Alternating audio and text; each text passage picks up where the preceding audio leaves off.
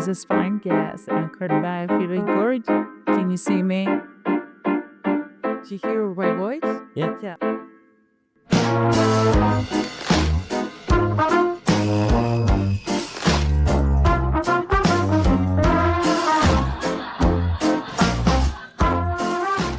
I am from the US. I do come from a multicultural background and I grew up in a multicultural household. I was born in Texas, lived there for 3 years, moved to Nigeria for 2, came back to Texas for 2, moved to Qatar for 7, and then came back to the US for 7, and then moved back to Doha as of 2024. I went to so many different schools, whether it be the British system, Catholic school, American system. My sister went to the French system, so we were always surrounded by people from many different backgrounds and identities and faiths. So it was very common in our household to, whether it be going to the Hindu temple or Catholic church or to the masjid, it was always something that was normal because we celebrated so many different cultures. One part of me is of West African, white, and Native American origins, and the other side Ethiopian and Ugandan, but I identify as an American because that is what my main identity is and what I was surrounded with the most. So my first, starting with religion, my mom always let us just experience whatever we wanted. So of course, growing up, they had us in the church. One of my parents is Catholic, the other grew up in a Methodist and Baptist household, so non-denominational Christianity was what we grew up with. But when we moved to Qatar, we didn't really go to church. And so it kind of, not like forgotten, but it wasn't pushed. But seeing my mom always praying, reading her Bible, seeing how it helped, especially her in really tough times, it encouraged me to look. And for me, I found a lot of peace in a lot of painful situations going more towards my religion. And I do remember when I was 11, that's when I felt the call towards becoming Christian, and I got baptized. When I moved around to different countries, that's when I learned that the way race is done in the US is very different depending on the country. So, for example, in the US, it's typically more in line with the color of your skin. So if you are of a multiracial background, but you're born with, let's say, brown skin, you'd be considered black, especially if you have a black parent, regardless of if they're whites, Native American, or whatever. Of course, things have changed now more where you can put multiracial, but it wasn't very common back then. When we moved to countries like Nigeria, that's when I started learning, there's some differences in racial identity. And that's when I was first met with understanding a multiracial background, because both my parents, to me, looked black.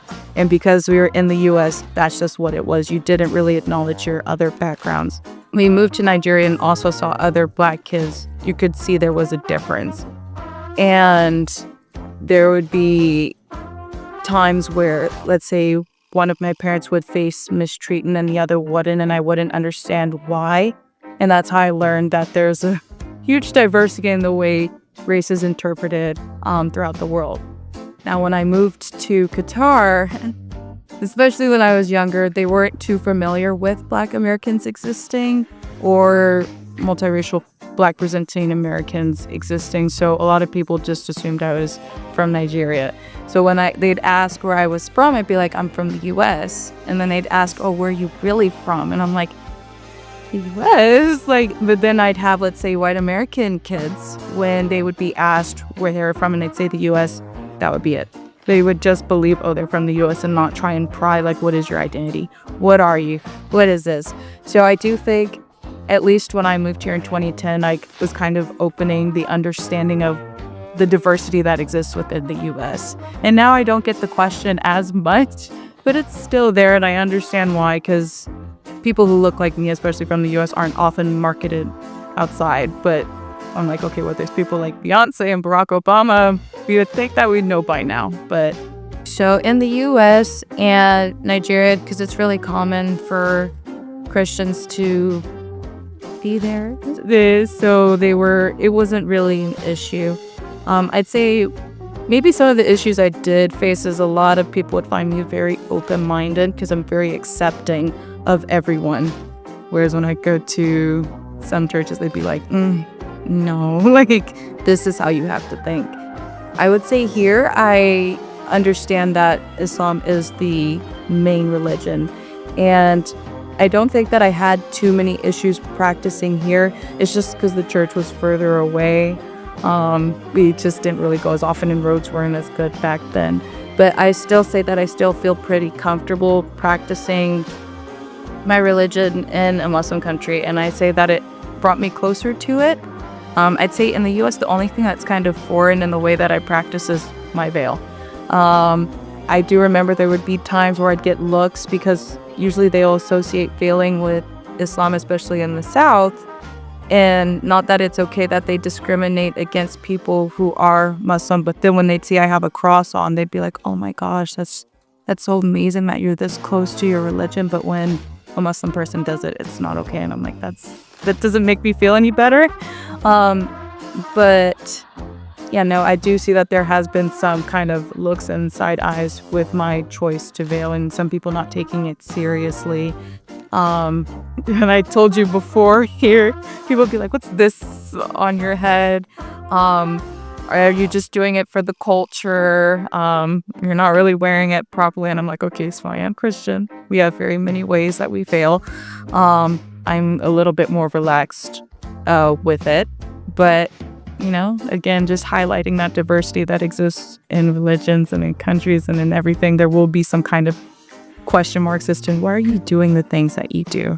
But I'm like, hey, I'm just here to, you know, share the love, share the story, and just show the diversity that exists within the world. Always acknowledge that your feelings are valid, because if you suppress it, it'll still fester. After you acknowledge that, how do you move forward? I've always been called an optimist. I will look at a burning building and I'll be like, oh my gosh, maybe it's a rebirth. Like then my mom is like, okay, let's be a realist for a second.